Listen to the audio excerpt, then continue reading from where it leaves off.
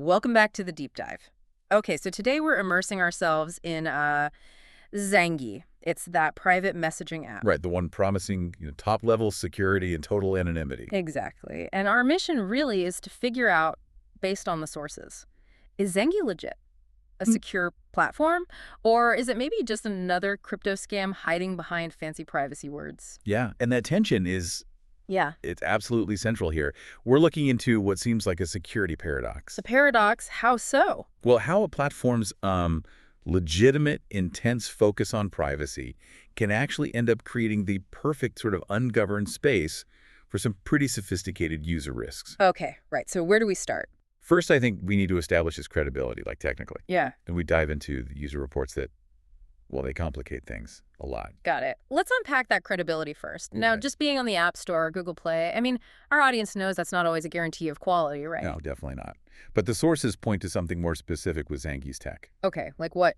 What makes it stand out technically? Well, it's not just basic off-the-shelf encryption.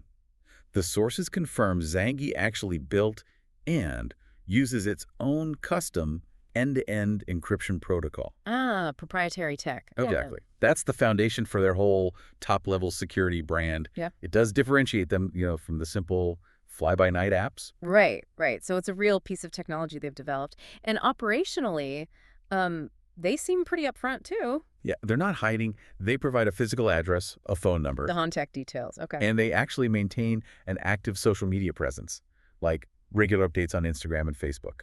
Which, yeah, a typical scam app wouldn't bother with that kind of upkeep, too much effort. Exactly. So the architecture, the operations, Mhm. it suggests they are a real business. Okay. Established credibility. But here's where things get really interesting, right? This is where the dynamic shifts completely. Mhm. Because despite that technical security foundation, Oh. Zangi's extreme anonymity features, according to loads of user reviews on places like Trustpilot, Reddit, they've made it a real hotspot for social engineering scams. So the privacy becomes the problem. It's like an infrastructure for exploitation. Pretty much. The user experience seems dominated by just trying to dodge fraudulent contacts. And the sources mention specifics, right? What kind of things are people reporting? Oh, yeah. Endless reports.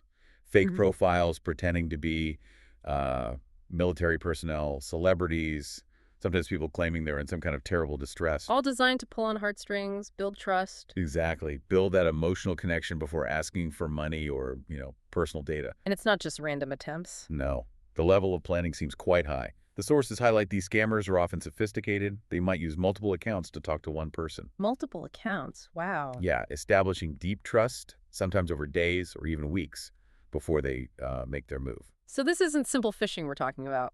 Not at all. Yeah. We see serious specific mentions of blackmail. Scammers tricking people into sharing private details, maybe photos, Oh, no. and then using those for threats. It gets nasty. Okay, that's a huge risk. And it also brings up another issue the sources mention, right?